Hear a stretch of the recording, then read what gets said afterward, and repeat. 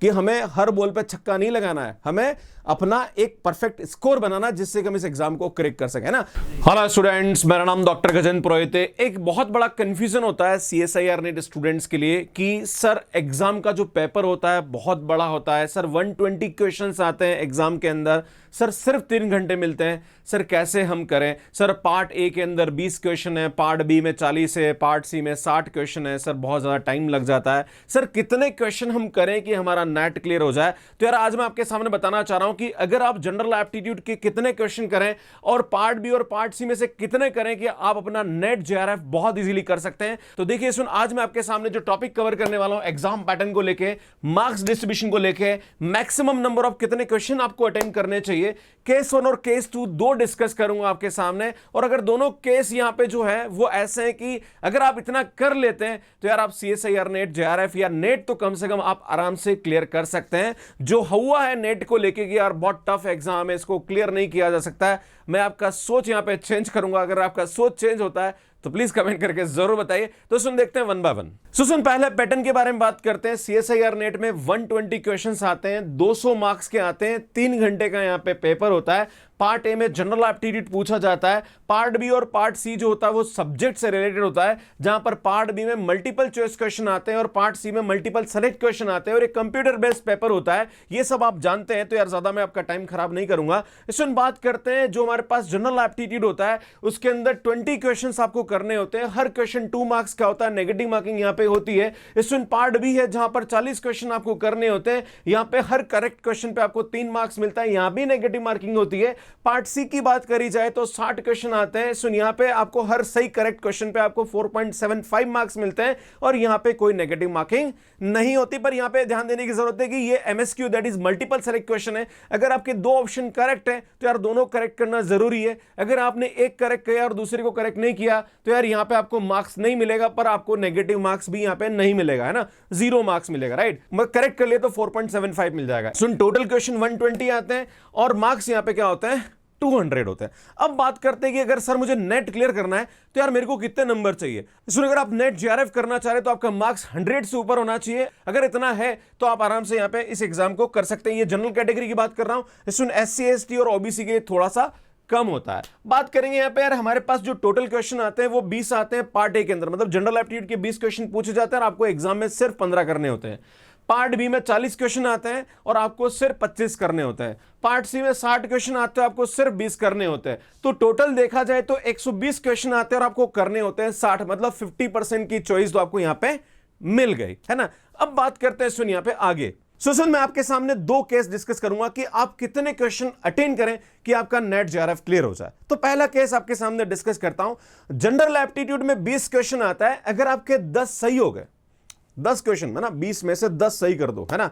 And इसमें part B के अंदर 40 क्वेश्चन आते हैं, अगर आपके 15 सही हो जाते हैं, है ना, 15 सही हो जाते हैं।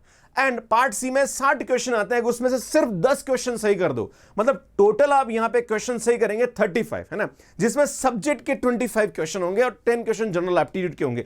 मतलब देखा जाए तो आप जनरल एप्टीट्यूड के 50% क्वेश्चन को सही कर दो और पार्ट बी के आप 37.5% क्वेश्चन को सही कर दो, पार्ट सी के अगर आप 16.66% सही कर दो, मतलब ये तीनों को मिला के देखा जाए तो अप्रॉक्स अगर आप 30% यहां पे क्वेश्चन सही कर देते हो तो यार आपका नेट JRF क्लियर हो सकता है। अब आप बोलोगे सर यार ये तो कैसी बात कर दिया आपने, कैसे होगा बताओ। तो यार मैं बताना चाह रहा हूं कि 10 क्वेश्चन अगर आप सही करते हो तो 10 × 2 मतलब आपके 20 मार्क्स आ जाते हैं। इसमें 15 यहां पे सही करते हो तो 15 × 3 45 यहां पे आपके आ जाते हैं। इसमें अगर 10 करते हो तो यार ये हमारे पास आता है 4.75, मतलब 47.5 आ जाएगा। अगर इसको ऐड करा जाए, है ना, अगर हम इसको ऐड करें तो इसमें 112.5 होते हैं, जो कि आपका नेट JRF का कट ऑफ होता है, राइट। मैंने आपको ये बोला है कि ये सब क्वेश्चन आपको एग्जैक्टली सही होने चाहिए, है ना। अगर इतना आप कर लेते हो तो यार आप अपना नेट JRF बहुत इजीली क्रैक कर सकते हो। मतलब सब्जेक्ट के 25 क्वेश्चन करने होते हैं आपको 100 में से। अरे भैया आप कंफ्यूज होते हो, सर लीनियर अलजेब्रा बहुत टफ है, सर कॉम्प्लेक्स बहुत टफ है, सर मॉडर्न तो आता ही नहीं है, sir OD PD integral equation COVNA Markov LPP sir बड़ी समस्या। अरे भैया 25 क्वेश्चन तो सही कर सकते हो नेट क्लियर करने के लिए। अगर सब्जेक्ट के 25 क्वेश्चन सही है तो भाई साहब तुम्हारा एग्जाम क्रैक हो सकता है ना। कितने में से? 100 में से 25%, है ना। 100 में से 25% क्वेश्चन सही करना है आपको, है ना। जनरल एप्टीट्यूड 10 क्वेश्चन अगर मैथ्स का स्टूडेंट है तो आराम से क्रैक कर सकता है। अब बात करते हैं केस 2 के बारे में कि सर हमारे को समस्या है पार्ट सी के अंदर। आप बोल रहे हो सर कि पार्ट सी में 60 में से 10। सर 60 में से 10 भी नहीं हो सकते सर, बहुत टफ आता है। अरे काम करो, दूसरा केस लेते हैं, है ना, कि अगर बाय चांस आपका पार्ट सी थोड़ा सही नहीं है, पार्ट बी में थोड़ा ज्यादा कर लो, है ना। कैसे? अगर यहां पे आप फर्स्ट पार्ट जनरल एप्टीट्यूड को तो 10 करना ही करना है ना, मैथ्स का स्टूडेंट है 10 तो कर ही सकता है, क्लियर है। अगर यहां नहीं करेगा तो फिर उसको बी और सी में से कहीं ना कहीं जुगाड़ करना पड़ेगा, है ना।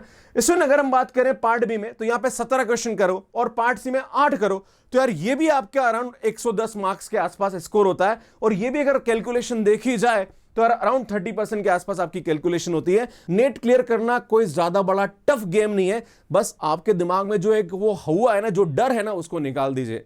सब्जेक्ट में आपको 100 में से सिर्फ 25 क्वेश्चन सही करना है। 100 में से 25 क्वेश्चन तो कर लोगे यार। मैं गिने हुए आपको लाइन से पॉइंट गिना सकता हूं कि कौन कौन से टॉपिक से एक एक क्वेश्चन तो कंफर्म मिल जाता है। अगर रियल एनालिसिस देखा जाए, अगर कॉम्प्लेक्स देखा जाए, अगर मॉडर्न देखा जाए, अगर लीनियर अलजेब्रा देखा जाए, अगर OD, PD, integral equation, COV, NA, मार्को, एलपीपी, भाई साहब 25 क्वेश्चन तो कर सकते हो यार, समझ रहे हो। और जनरल एप्टीट्यूड में 10 क्वेश्चन आराम से मैथ्स का, 20 में से 10 करने भाई। अगर बाई चांस कभी एक दो कम भी हो जाए तो इधर से निकाल लेना, टेंशन मत लो, क्लियर है। और अगर टफ पेपर आएगा, जैसे पिछली बार का जो कट ऑफ था वो 100 के आसपास था नेट जेआरएफ का, राइट।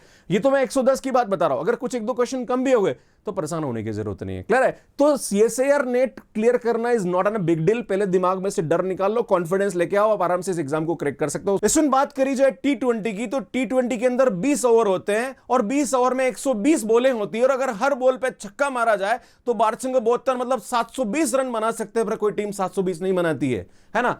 टीम क्या बनाती है? 150 रन, 120 रन, समझ में आता। तो तुम्हारा दिमाग में से वो लेके चलो कि हमें हर बॉल पे छक्का नहीं लगाना है, हमें अपना एक परफेक्ट स्कोर बनाना जिससे कि हम इस एग्जाम को क्रैक कर सके, है ना। हमें यहां पे समझने की जरूरत है, हमें पूरे के पूरे क्वेश्चन को अटेम्प्ट करने की जरूरत नहीं है। अगर मैथमेटिकली देखा जाए तो सीएसआईआर नेट के अंदर जितने भी क्वेश्चन आते हैं उन सबके मार्क्स को ऐड कर दिया जाए तो 445 नंबर के क्वेश्चन आते हैं। और 445 में अगर आपको नेट क्लियर करना है तो भाई साहब 110 नंबर चाहिए, है ना। That is 25% of your total marks, है ना, जो कि आ रहे हैं उसमें से 25% नंबर में आप अपना नेट जेआरएफ क्लियर कर सकते हो। सो समझने की जरूरत है ना। किसी भी लड़ाई को जीतने के लिए सबसे पहले कॉन्फिडेंस का सही होना जरूरी है। आप बहुत मेहनत करते हैं पर एग्जाम में आप कॉन्फिडेंस लूज कर जाते हैं और उन 3 घंटे में आप अच्छा नहीं करके आते बिकॉज कि आप डरते हो ना। तो आपको डर निकाल दीजिए। आपके दिमाग में एक आइडिया है कि मेरे को बी और सी से 25 क्वेश्चन करने हैं, ए पार्ट से 10 क्वेश्चन करने हैं, मेरा नेट क्रैक है। बस ये सोच रखोगे तो आप इस एग्जाम को बहुत इजीली क्रैक कर सकते हो। एंड इसमें मैं आपको बताना चाह रहा हूं कि अगर आप अपना जनरल एप्टीट्यूड बहुत अच्छा करना चाह रहे हैं तो मैंने इस पे एक सीरीज स्टार्ट करी है। इसमें यहां जाके मेरे वीडियोस को देख सकते हैं। अगर आप अपनी शॉर्ट ट्रिक को बहुत अच्छा करना चाह रहे हैं तो मेरा नया वाला चैनल, इसमें मैंने बहुत अच्छे वीडियोस अपलोड किए तो वो भी देख सकते हैं। इन दोनों के लिंक आपको डिस्क्रिप्शन में मिल जाएंगे। Susan, thank you so much. और कैसी लगी आपको मेरी वीडियो प्लीज कमेंट करके जरूर बताइए। लाइक करिए, शेयर करिए और चैनल को जरूर सब्सक्राइब करिए। अगर आप अनअकैडमी में सब्सक्रिप्शन लेना चाह रहे हैं तो यहां पे एक आईटेप पे वीडियो है, हाउ टू गेट सब्सक्रिप्शन, इसका लिंक डिस्क्रिप्शन में मिल जाएगा, वहां से भी आप देख सकते हैं। आप सभी का बहुत बहुत धन्यवाद। Thank you, bye bye.